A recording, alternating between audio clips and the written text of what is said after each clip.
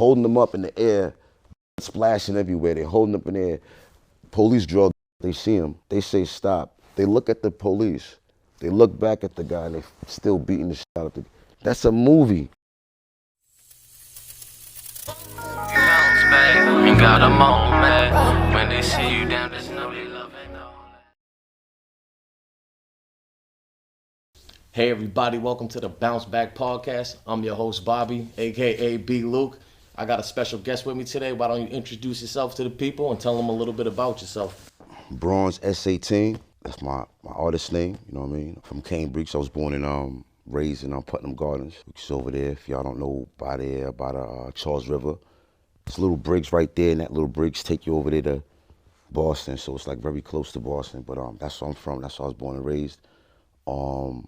We call that part of Cambridge the coast. And the coast was very, I love the coast. It was like family tight knit. It was like everybody knew each other's mothers, fathers. Cats to come to my mother's house, she'd make food and all that good stuff. As far as basketball, Patrick Ewing lived up the block. So it was like basketball was, and then you had Ramel Robinson. There was another, like his nephew, something like that. You know what I mean? That was there. It was like a lot of ball that came out of that part, and they took it seriously. What else? It was as far as the hip hop scene, that's when I first heard brother start rhyming. This brother by the name of K to I.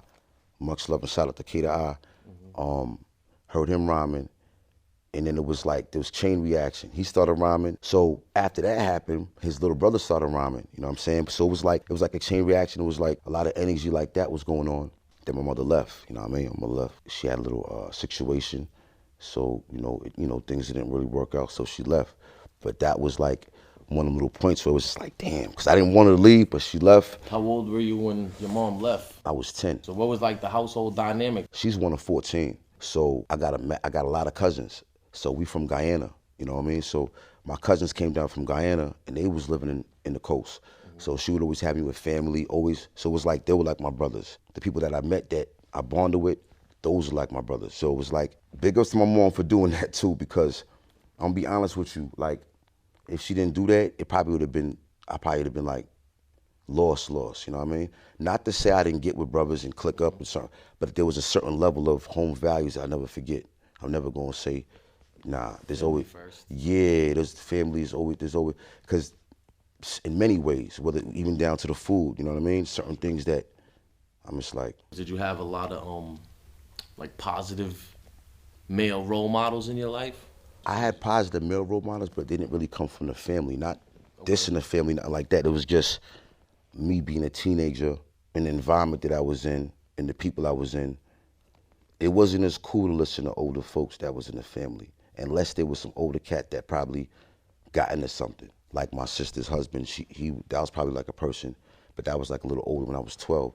So I would say who my role models coming up, there was a few. I had a few brothers that definitely helped me along the way. Where'd you go to elementary school? Where did you go to Range?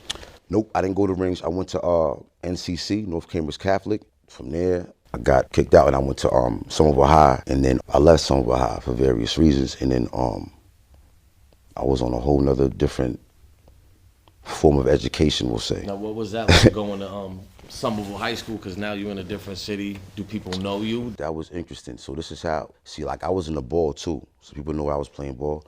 So the thing about it was, when I was going to NCC, it was saturated with Boston heads. It was like they was nasty in ball. I'm talking about, they was doing shit before I even heard of the N1. They was doing different shit. So, and it was like, and even when I was playing ball out here, there was certain heads that the ones that went through the struggle was crazy. I never really said it like that.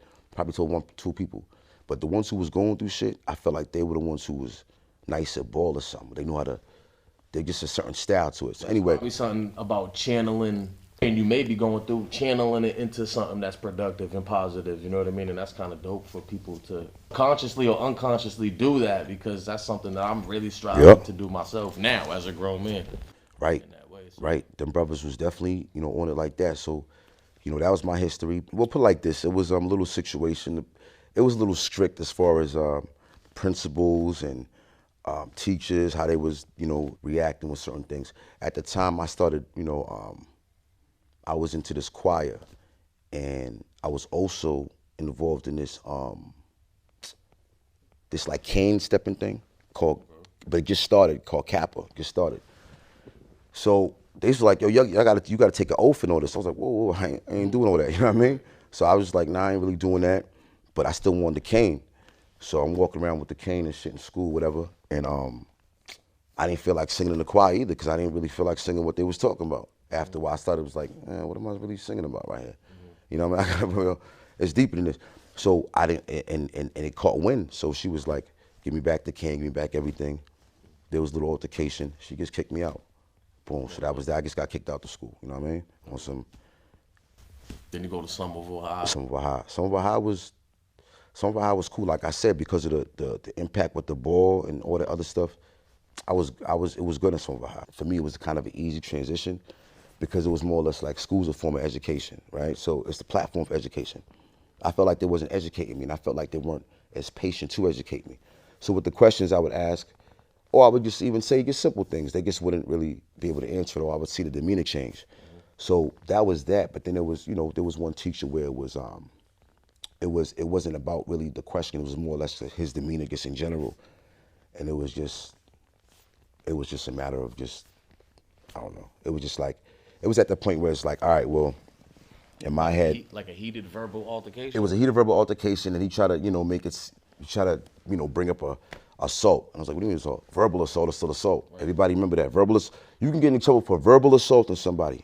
So in a nutshell, it was like, this ain't really the place. Now, is that something they try to get like the law involved with? Because you're talking about assault. No, they didn't try to get the law involved, but they did, just try to make it like a big, kind of like a bigger issue than it was, because, you kind of got to know when you're kind of being overboard. To be honest with you, it was, remember that chef that would just, we'll say tough love with the what's his name, Hell's Kitchen, I think it is. Oh yeah, Gordon Ramsay. He had that kind of vibe, but it was more. This was interesting because he was the first Gordon Ramsay. Now I think about it, but he was like that. He was like that, multiplied by anybody who go to Somerville High. Know they know what I'm talking about, especially if he did culinary. The cherry on top was this: I wasn't really going to leave school. I would have stuck it out, but they was trying to say that I needed more points. I didn't get no points from religion when I was in taking religion at NCC. They didn't give me no points for that, and then everything else that was going on, they was trying to have me do another year over again. I was like, nah. So I was going to graduate with the year 2000, and at that time, the year 2000 was a big thing. Like, do the next one, that was a big thing to graduate with that class. Right. So I was like, and then like I said, the education form was, so I said, time to go. It was meant to happen like that. You know what I mean? Because a lot of things were going on. So I knew I was having a son and all that. I knew it was going to be a boy. I was like, yo, it's going to be a boy. I was talking to, in the stomach, talking to Peace God. I was talking to, I knew who it was. So, because of what was going on, a lot of things, there was a lot of energy around the time where it was, we'll say, when you grow up, you facing different challenges, you know what I mean? Down from the good friends, the bad friends, the betrayal, the loyalty, you know what I mean? All those things. So all those things are there. So you don't get in trouble till a little bit later? Till a little bit later. So talk about what events kind of led up to that. It's interesting. And then what happened with it? Well, my first code D, the first time it happened was very, very interesting, because it's one of those things where I think anybody who was in that situation with their brother and somebody would have, come at them, whether they was in blue and white, whether they wasn't in blue and white, they would protect them, especially if they know that they got to go back home and say, hey, I was with brother and brother's beat to a pulp, and he was with me. So we'll say that situation where, was my brother, kind of maybe probably sparked it off, because maybe it was like, oh, these guys, they think that, maybe it was maybe that sparked it off. Who knows? Because to this day, I still don't know. You know what I mean? What sparked that off? So you just you look over next in there, they're getting it in, they're fighting? We talking. Okay. Good cop, bad cop. Everybody knows that, so I'm not saying nothing, good cop, bad cop. Everybody's acting in one. The good cop, he switches up to bad cop. When he switches up to bad cop, he grabs my brother. Damn. I felt like that was a pretty tough thing to do. So I had to, do it. Do what you had to do. Had it to goes do back to family first, right? Family code Yeah, first before this. yeah, because This quote unquote law, cause right? it's yeah, cause to be honest with you, it's no really disrespect to the law because to be honest, like I just said this other day, a lot of times the law does respect certain things taking place. What I mean by that is this: certain things that took place, it could have been worse. Some people don't think like, oh man, the fuck, but it could have been worse, way worse. They could have really, it could have been worse. Yeah, but it could have been worse. So it kind of like it's a good feeling when you certain things that take place. And I feel like they even respect that to say, okay, we understand that there's this level of, what would you do if you didn't have the uniform on, or what would you do if you didn't have, there's certain levels of So what kind of effect did that have on your life at that time? Now you. I said I got to get me a son. That was like part of it too. I remember thinking about it in the cell. I was next to my man, my co-D, which is my brother, and I'm thinking about it. I'm thinking about a name as I'm in the cell. Like, okay, well, let me see. Oh no, now this one makes sense. Maybe I give him one with the R. So I had it all figured out. What letter? At that time I didn't have the letter, but I was thinking of different letters for my own reason. Now, did they end up giving you a bail? What happened when you went in front of the judge? That wasn't really a serious thing. That was just what sparked things. You know what I'm saying? What did that exactly spark off? Did that spark off like a downward spiral? I don't think that sparked off that particular situation. I think that particular situation might have sparked off maybe these guys are not trying to make the world a better place. Maybe they might be trying to ravage the world when that's not the case at all. And it wasn't the case then. Isn't the case now. So it was more or less like, I felt like just because of the altercation might have been extra eyes, but it wasn't like, family, everybody was cool. Family's always been, good. Yeah, I love, the family's always been good. To be honest with you, the family is what really stuck by in a lot of situations like that. That one or two or three, 4 or 5 people was like the million people that I needed, or the crowded room that I needed, to be there. When did the entrepreneur thing kick in? When I was behind the wall, 2013, came out 2016. Okay. So around that time, I was thinking about a lot of things. So I was more or less like, I was, Walpole, and I was in Concord. I was supposed to go to minimum, but they sent me to Concord medium. Did that little, suckers, did that. So what did they charge you with? What was the indictment over? I mean, you went upstate, so it must have been somewhat of a serious charge. Unarmed robbery, assault and battery, dangerous weapon. Is that something you went to trial with? Yeah, I went to trial with that. I had co-Ds. I had 2 co-Ds. I guess they had exchange of heart. I mean, they had exchange of heart. I mean, I don't want to put nothing on nobody. You know what I mean? But at the end of the day, like I said, there's certain pressures. You know what I mean? That, like certain people in their family, you better not, don't tell nobody anything. You better get them back up there, something like that. So some people they just weren't raised like that. My stupidity is, the fact that I'm like, well, it was a stupid case. It was actually fabricated. It was like extremely fabricated. It was like if you hear about the case, you'd be like, come on, man, that's people. Who's gonna hold the guy up and fucking holding them up in the air, blood splashing everywhere. They're holding up in the air.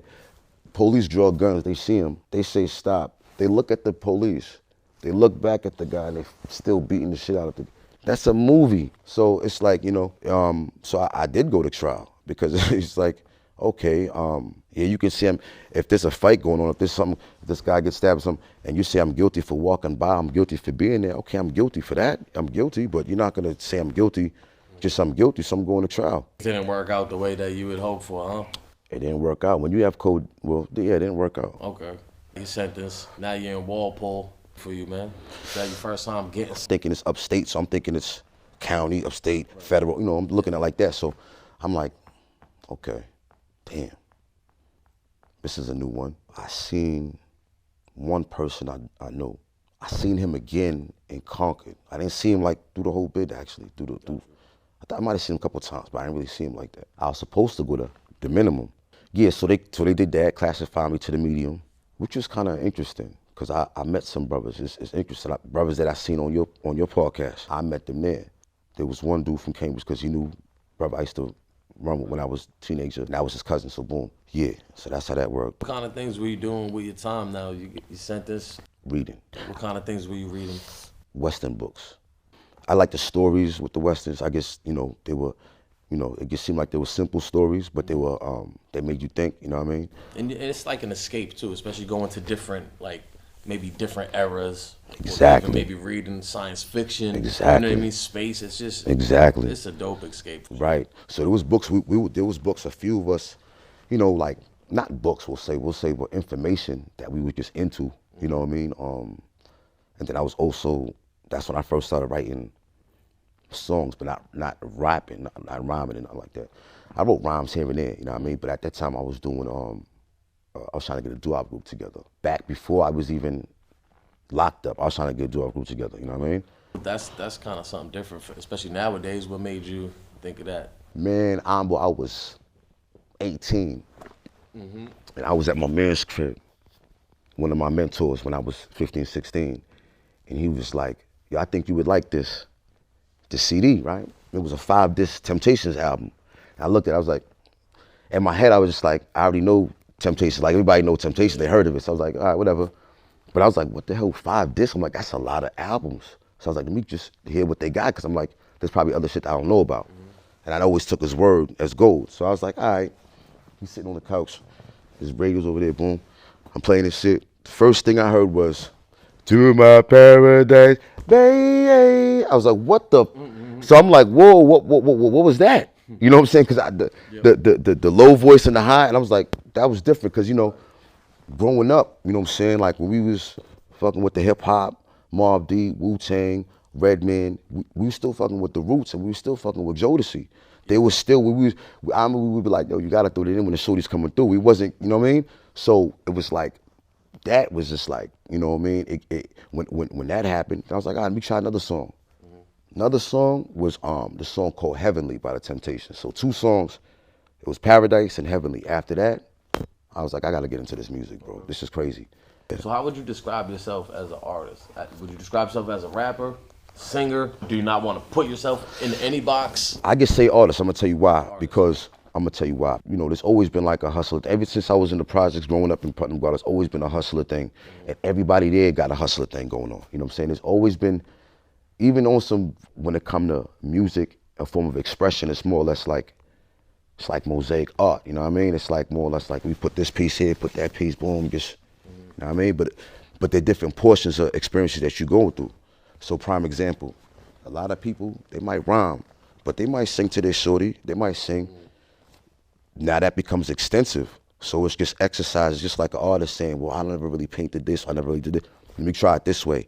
Let me try actual physical body of a person, painting them. Now let me try a still picture. It's like, it's kind of like that, to be honest with you, you know what I mean? And so you you got real dialed in when you was there in Concord with the music, with writing? Yeah, because see, this is what it was. So before I went there, I was in this play called Black Nativity. I was supposed to have a solo in there, and then I was on trial, I got sentenced. So I'm like, yo, first time being sentenced, I'm like, yo, I asked her, what do you want me to do? She's like, just, keep singing songs, you know what I'm saying? Boom. So I was like, you know what I'm gonna do? I'm gonna write, I'm gonna start writing, you know what I mean? Boom. But then I was like, yo, I gotta make sure that my voice is right. So this is what I did. I said, I sung in the street, I sung here, I sung on, in Boston on the air, just, you know what I mean? Niggas, oh, yo, keep that shit up, all right, young blood. I did all that. I never sung in prison. So I'm like, now if I do this, for the first time, right. And they're like, yo, it could be whatever. It could be the whole hard time for the whole bid. Right. It'd be because you've seen the same faces every day. Could be his man, could be whatever. Your bid it's over. So my mind, you know what I'm saying? Like, I'm a Leo, so I'm humble. But then there's another part, there's a fiery side where it's like, if I'm singing this shit, man. Started doing that. Everybody in the shit was fucking with it. I said, oh shit, I gotta get home, bro. This shit's crazy. So I get home, and then I'm still like, you know what I'm saying? The kind of music I want to do, I don't really want to do the trap singing and all that good stuff. I want to do something more vintage and more, something my mother likes. Because when I started More singing, soulful, would you say? Describe it that? yeah, because like my mother was very happy when she even heard that. I wasn't singing like to her as a teenager, you know. This is 26 years old. She's like, oh shit, yo, Supreme Second, get the hat. I'm like, nah, well, come on, no, we're gonna. I'm like, all right, you know. So she was very happy over that, you know. That made me happy. So that's I said it's another portion where I had to do it. That's why I threw it on the album. I had to, you know, yeah, I had to. When you inside, was that when you got into like real health conscious too? Now that was before I went in there. Like I said, there were certain things that I learned along the way. I wrote like what I did was when I got to prison, I knew that would be the narrative. Oh man, he must have learned things in prison. So what I did was I wrote a book. I didn't even put it out. The book's not, it'll probably be out later this year or whatever. Okay. But I put the book out. I wrote it there. But what I did was the reason why I wrote the book there is because I wanted to lock time in. Like as far as they locked me up, you know what I'm saying? I already looked at the case as something. I didn't want to look at it as a boo-hoo thing. There's people locked up right now on some, you know, been locked up falsified too. Yeah. They got to deal with it longer and then come out. And when they come out, I'm not really sure if they even get to sue like they say. Right. So it was more or less forget all that. Let's just lock it in. People start saying, oh well, he learned that in prison. So I said, well, I'm a lace these motherfuckers. Because a lot of people that know me, they know my mind. So I said, let me lock this in. But you could sharpen, even though you started, you knew the stuff before prison. That's where you could sharpen your sword, though, sharpen your saw, and get really. Well, this is what I'm saying. I did that personally because I wanted to see where my head was at being there. So, and I also wanted something to lock in. So my son, it's like it's crazy how I'm saying it because I can remember sitting down like thinking this right in the cell too, and being like, yo, they're gonna try to tell my son this about me, that about me, this about me. I said, you know what? I'm gonna lock this in right now. If I lock it in right now, they can't say he learned it in prison. It's in the book. They're gonna know, but what I'm saying, that didn't come from prison. It came before. So that's what I did. When I came home, I revised it. So I added more things to that was revised, which would, in a sense, be explained. So you'll know that, you know, what came. The initial book came from, you know, everything that was all from memory, things that I remembered that kept me sane. Like certain things that I seen, certain things that a person could have got caught into, certain jewels was coming to my head. And I was like, oh shit. So I was like, okay, well, what are the things that I seen that I drew up from the things that they told me that became like a life lesson. Right. So I just like, let me lock that life lesson, put that on paper. You know what I mean? So what kind of like dietary advice would you have for somebody? Me personally, I just eat fish. So pescatarian diet is basically you just eat fish, no chicken. You could eat eggs and stuff like that, but they don't eat the flesh of any other animal besides just the fish. You know what I mean? Salmon, stuff like that. No crab, no lobster. So do you eat a lot of plants? I eat a lot of plants. As far as spinach, as far as broccoli, not too much because, you know, broccoli is a hybrid in a sense. You got to be careful with certain foods as far as certain foods are more electrifying to your body. Certain foods are more acidic. And then they kind of bring up on disease or dis-ease, you know what I mean, to the body. So, you know, you want to deal with certain things that help with circulation, like garlic. You want to deal with things like, especially for the man, you want to deal with zinc, you know what I mean? Things that build testosterone and stuff like that, you know, zinc. You want to get avocado, that's good, you know what I mean? Stuff like that. The Mediterranean stuff like olive oil, stuff like that. Anything that builds circulation will be good. Stay away from the processed foods. Sugar. I hardly really use sugar. I use brown sugar, but I hardly really use sugar. What about, do you make like teas, coffee? Yeah, tea. I drink coffee. That's like, you know, in moderation. Mm-hmm. But I do like coffee, and I started getting with that, you know, not too, you know. So how important do you think that is to keep the body, you know, relatively healthy? And do you like actively like exercise as well? You still in basketball? You working out? I don't play ball. I do a little bit of, you know, breathing techniques here and there, you know, kind of exercising here and there. But everybody's body's different too, so you got to be careful. Like I have a nutritionist and everything. I just got a nutritionist. Okay. You know what I mean? And the reason why I got a nutritionist is because there was certain things that I wasn't doing and I still have to implement. Like as far as, you know, if you want to gain weight, which I'm, you know, striving to gain weight, you got to really be consistent with it. Mm-hmm. How to do it, and then the things that surround it, like, you know, not being stressed out, not having to be going through nothing, with. So what are some of your techniques for not stressing out? Because it's easy to just say, stop stressing. You know what I'm saying? Stop stressing. What are some of the techniques that you may use? The music is a main factor. Music. I like books too. I like books, but I like information. Like good information, just like makes you be like, oh shit. Like it makes you like stimulates. And when you know you need it, it's like, then it's like your brain is like a navigation system. Like you gotta feed it. So Try to stay busy. That way your brain don't really have the luxury of stressing or the time to stress. That's why you gotta. All right, so let's bring it back. You're in Concord. Did you finish up your time in Concord? Did you end up hitting the minimum? I did hit the minimum for a second, and then I got kicked out of there. It was some setup shit, man. I mean, it was some funny shit, man. It was like the CO tried to say I threw something at him, That was a lie, be honest with you.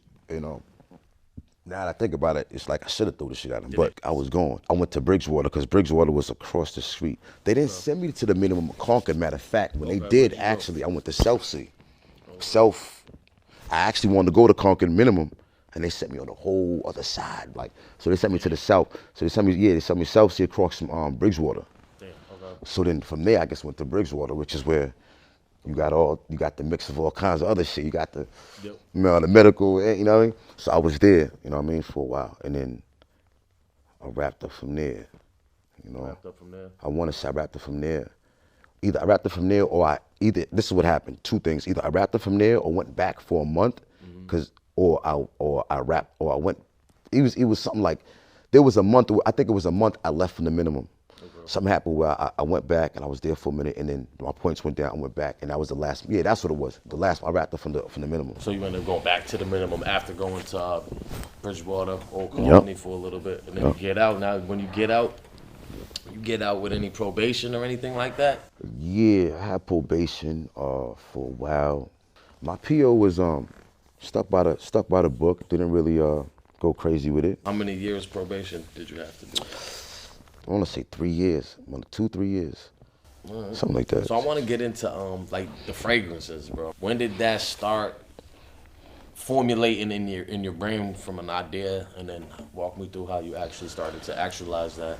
All right, well, this is how I went. I was behind the wall. I was thinking about the shit behind the wall for a second. I was like, yo, if I come with some shit, right, that can combine like different elements, you know what I mean? Like, I was thinking about it, without getting, crazy in the detail, you know what I mean? I would just think about different elements, and I was like, if I can combine those relating to people that I fuck with, like, you know what I'm saying, relating to whether it's their horoscope, whether it's whatever, you know what I mean, and deal with it. My mother loves perfume, so I was like, well, what can I do? So that was that. It just kind of was in my mind, but the book was more at the forefront. Like, yo, I got to make sure I lock down this thing. So that was that, boom, whatever. Then me and my brother talking one day, and we speaking about it, and I'm just like, yo, I should really do that, you know what I mean? And then there was another situation where I could have gotten to something else, but unfortunately, it wasn't really in the best of my power because, everything wasn't in access, and it wasn't, there was too much of, I couldn't get a hold of, there was too much barrier, I couldn't get a hold of everything. So I was like, all right, I got to do something that I can do. That's me, that I want to do, that relates to what I'm thinking, boom, boom, boom, that relates to health too. Because this is what it was. We was talking, another brother was talking, and the thing was, don't put nothing out there, right, if it don't benefit the people. Right. Don't put nothing out there if it don't, like, whatever it is, don't put nothing, if it doesn't benefit them, don't put it out there. So I was like, well, okay, how can I do something like that with a fragrance that I can put out there that'll benefit the people? Because if it's not benefiting the people, it's just gonna smell good. Right. And that's cool, it's just like anything else, anybody can. So I was like, all right, well, let me make this where it triggers certain things. Like, say you got a problem with circulation. I got one fragrance that relates to that called gingerbread, because it got the ginger. So the ginger relates to circulation. So there's another one that I got that might relate to anxiety. And it's interesting because when I was selling it one time, I was vending in Central. I had the cart, and this lady was, smell testing, whatever. And she smelled it, and she's like, whoa, she was like, yo, this like got me like, calm or something. I said, yo, that got something for anxiety in there. And she copped that, you know what I mean? So that was a good feeling knowing that, you know, it was working. What do you do? Get like extracts? How do you get the? Because you said ginger. Like, did you crush up the ginger and put it in? How's that work? Yeah, Process. well, they got they got the ginger plant extracts. Now, I do both though. You know what I'm saying? I do both. I have one that I made with basil. I actually put basil. So it all depends on the vibe and the mood. Like, so I might. Smells are dope like that because Yeah. they could trigger memories. The one I got on now, the one I made, it got on that got leather in it. So there's an actual scent called leather, but it got the leather scent. But then I got other stuff there. So I wanted something that was gonna really get right to them. You know what I mean? No explanation. If they were to research it, they can be able to. It'll just. But we just weren't really taught like that. Just do a smell like you said, just Nah. smell good, just to smell good. Nah. These kind of have like therapeutic purposes. That's still. How did you even find out about that? Is obviously you had to do some research, man. Well, the thing about it, I did a lot of research on it. A lot of research. It was to the point where I remember when I mentioned it to certain people. You know, I know they was trying to pull my card, and they was like, yeah, you got to know where they come from, and this, that. I was like, yeah, I researched a lot of that. Some of them I don't really remember. You know what I mean? Right. But some of them I remember just by speaking about them, like as far as like the effects, where they come from. That I have to, But I did a lot of research to that because it was more or less like, all right, well, I'm into the food, so a lot of it ties into the food. So like, all right, peppermint's like good for you. Too, with food, you almost use every other sense before you taste it. You look at it, you touch it, you feel it, you smell it, then you eat it and taste it. You know what I'm saying? Right, So right. That's really important. Right. It's a deep psychology to it. So it's like, by knowing that, I was like, let me put that together. I was like, well, I do know food. Let me put that together. And it was kind of like that. So it was an easier transition. That's dope, and that's My dope man. too, because that's something that like you have passion towards. You know what I mean? And like, what advice do you have for somebody that's trying to do something? Research, man. Research. You think it's important to pick something that you're passionate about that you can do even for free if you want, just with your time because that's what you like to do. Pick something that no matter what, when it's 4:00 in the morning, 5, you'll do it. You know what I'm saying? And something that's gonna help the people. If you think about something that's gonna help the people, obviously it's gonna help you. It's gonna help you. Keep exercising that. Keep going with that. And like even with me, I'm still going with it. I'm still mastering it. I mean, I have a good amount of fragrances, but I feel like I can have way more. Do you have like a favorite fragrance? Does it depend, or what are some ones that stand out that you really like, enjoy? Yeah, I mean, I got a couple of them. I like Freedom, the one I got on now, Horizon. I like a lot of them that even the women, that are for the women, I guess, because it's really not like. So what sense would be different that you would put like in a woman's thing as opposed to a man? That's a great question. Something like maybe rose. Now, what I would see, with the men, I would do the rose, but with the women, it'll be more probably like, they like the rose. They like something like gardenia or something like that. Lotus, they like stuff like grapefruit, especially grapefruit. They like that, which is good for the skin, cellulite, memory, citrus, all those kind of things are good for memory and stuff like that. So I would do, and I would do that, but then I also kind of base it off the person. So say I was talking to a person, I was like, I might ask him what you like, what kind of scent you like, you got any kind of fragrance you like. I might be like, what you going through? Do it like that. So now, is the music tied in with this? Yeah, what I did was this album, I tied in with the fragrances. How I did that was I put certain things in the fragrance that'll stimulate as far as like anxiety, if there's depression. It might throw Meg Chang in there, it might throw something in there. But I know it's gonna stimulate that. And most, to be honest with you, a lot of those fragrances, because they plant extracts, do have a calming effect anyway. Lavender, you know what I mean? Help you with resting easy, stress and stuff like that. So I wanted to do it. That's why I call it the vertical rehab. So the vertical rehab is like basically elevating. We all went through something. Your rehab might be alcohol, another drug, this whatever. It could be women, it could be whatever it is. But the vertical rehab is you know what I'm saying? We move. I think there's a huge like mental health crisis in especially this country, but probably the world too. That's why I dedicated to mental health and love lost ones. What made you in memory of the 11th angle, Bronzeman. mental health angle? Because Was it something in particular? Was it something that you went through mental health wise? Something you saw that made you want to gravitate towards like, let me do a mental health thing? I will check it. It's like, even with the hip hop thing, with the rhyming, like I said, that's another section, that's another side. So my brother, he took it seriously, so it's like I took it seriously. And then the reason behind what was going on is certain brothers that was rhyming, they not here in the physical no more. And it's interesting because they wanted to get back with the rhyming, and it's like, they ain't here in the physical no more. So it's like, all right, well, we gotta keep that extensive like that. It was so, as far as, tying it in with the fragrances, it's like, like I said, with this one, it was just more or less like I knew it was gonna stimulate something. People wanna hear something good. They wanna, feel good at the same time. So I guess, tied in like that. Now, what about for the people that want to look at your older catalog? Can people find that? How many albums do you have out up to this point? My debut album was the Bronze Edition. You can find that. That's on all platforms, Bronze Edition. And then, now Vertical Rehab. Okay. I have a few, I'm on other projects. Shout out to Bugsy H. Dot, I'm on his projects. Sanctuary, I'm on his project, Bubble 07. I'm on Sabato 2 and 3, or Sabato 1 and 2. 3 didn't come out. 3 didn't come out yet. My bad. But this Vertical Rehab, just dropped. What went into this project, man? So a lot went into it because, like I said, there was a question I didn't really get to address, but basically it was a lot happened this year.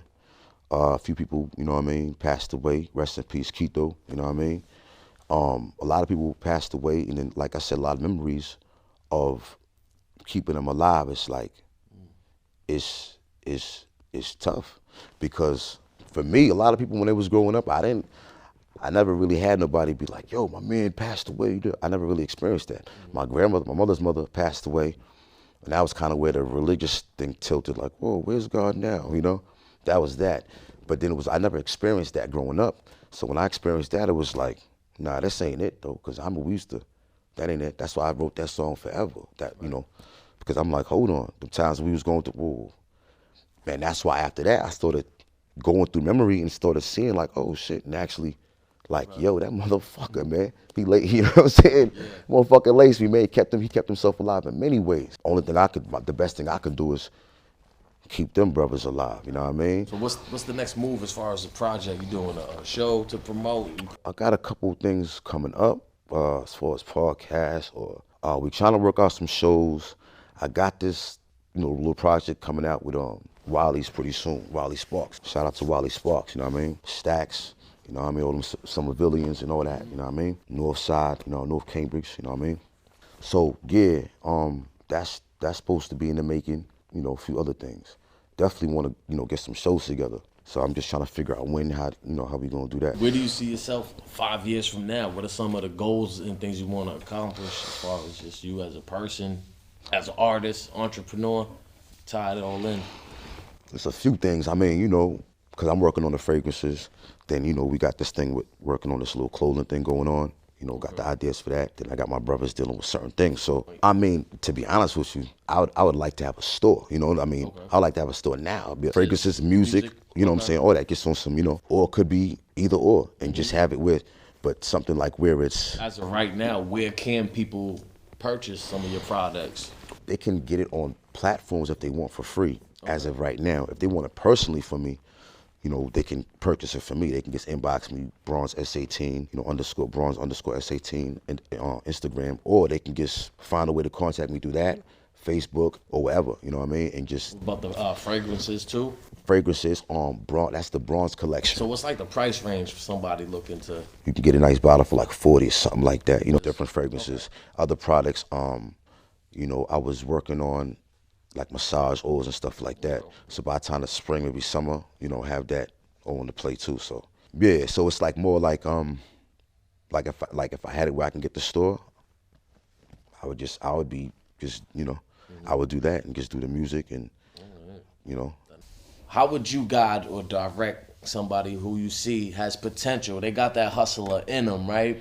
But they're just doing the street thing. Like, which direction would you guide them in? And like, what advice would you have for somebody like that? There's a thrill in doing certain things that's bad. Even when you got a young kid, they trying to, there's a thrill in doing those things. they have to transfer that thrill into something else. If they can find it, like, and this is why, like, ball or anything that you do, sometimes it makes you get into something where you just like, nah, I can't give up. You got to think about your family. You got to think about what would they want you doing. Not to say they want you to be, obviously they want you might be doctor, lawyer, all this grace, but what do they want you to be just not doing anything? Do they want you to just give up? And when you don't give up, then you got to keep on. You got to just exercise that and just So I would say try to find a thrill in something that doesn't require saying it's destructive, because a lot of kids, they do that. They'll get around and be like, watch this, and they'll do something, and it's like, why'd you just go do that, man? You know, and it's kind of useless because when you get to prison, you want to come home. Yeah. So it's like, why do the things to get to prison? Right. But we don't know, so we thinking we just getting our feet wet, So it's tough, man, because I'm the kind of person that I'd rather talk myself out of a situation. So certain situations, I feel like it was just over. It had to be, but for the most part, and that's another thing too, there's a certain level of discipline and patience that people don't have. So they're gonna, get into stuff. What are some of the worst parts about prison, man, and sitting there and having to sit with yourself? The worst parts of prison is when your visits come in, and then they hanging out, we cooling, boom, boom, boom. Shorty come through, oh yeah, boom. And then she leave and you can't leave with her. Or your brother leave, you can't leave with him. In any of, I'm talking about medium, minimum, even in the minimum, when I was there, even at that time, because it's like, I'm looking at the minimum like, oh shit, that look like a regular door. Let me walk out too. Right. I was like, I can't even walk out that, you know what I'm saying? So it was like, it was kind of like, yeah, look, you can run down the street if you want. And it was like, yo, that's how the minimum, so it's a different form of psychology because you still locked up. Right. So yeah, go ahead, and then. And it's such a, humiliation ritual too. They just stripping naked, all of that crazy. That was one of the worst things too. Yeah, you're right. That was, that was actually probably the worst. Then the visit thing. Because I was just like. A lot of times after the visit too, you get the strip search, Yo, I used to hate that.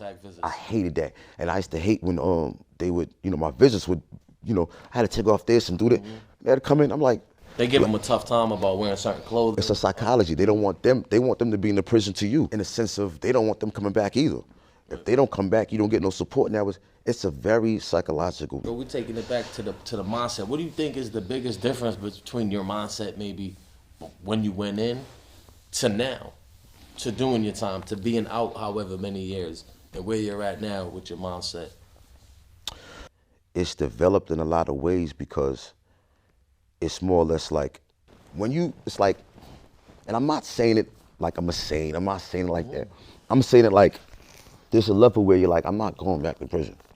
And there's a level where you're like, okay, well, how do I not go back to prison? It might be a situation where you talk, that nigga's crazy. I can't hang with them no more. It's kind of like maybe my tolerance is more shorter in a sense. Prime example, before I got locked up, it wasn't like it was just crazy. It was just more or less like, right place at the wrong time with that situation. Like I said, I'm not a saint, but that situation, that's what I got locked up for. Now, which how it usually goes, right? So, but what it was I was just hanging out. Like, I wouldn't really hang out like that. I wouldn't like hang out, smoke cigarettes, drink in the bed, talk. I wouldn't really do that like that no more. I feel like there's too many eyes. So my whole thing is nowadays is like, let's not wait till it's too late and be like, how do I get myself out of this situation? Let's not put myself in situations where I can get in. That's what the situations. That's what the youngins don't know. So when you look at like you can see it like a movie, you can walk and see a certain kid doing, you're like, damn, yo, they on their way to that, they better chill out. So it's like you want to say something in certain. It's at a point where there's so many people, so many youngers that's on it like that, where I be kind of upset with certain older folks for not kind of speaking up, man. Right. So I appreciate this platform for what you're doing, and for real, because at the end of the day, like, yo, you got brothers dropping it on here. They've dropped it on here, and you be dropping it too.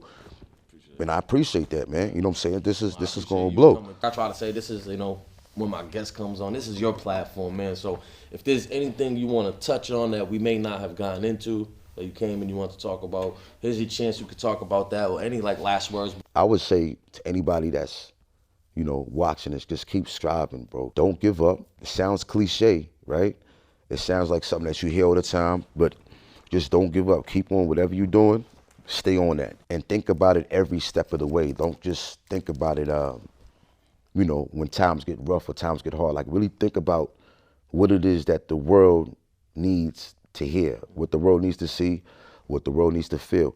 Really think about that, and really think about the fact that somebody cares about you, somebody loves you, right? And they looking at you, they watching you. And also think about the fact that life, when your mother and father gave you life, when they gave us life, our goal is to give life back. Whether it's, bringing our life in or to the world. So don't take from life and expect that there's going to be blessings in that. So, you know what I mean? Like, really understand that, Yeah, I agree with the end. Word. Let's care more about the giving to this world and not really what we could get from it, but what could we give to it? What legacies can we leave behind? And that's what's great about this new age with the internet and anybody really having a chance to have a platform and put things out there and not have to go through like the Hollywood red tape and all that. Like, anybody could do it if you work hard. Right. You know what I'm saying? And be consistent. Who knows? You know what I mean? And that's great. And we live in a great time for that. So everybody need, stay dedicated. Make sure y'all go get Vertical Rehab.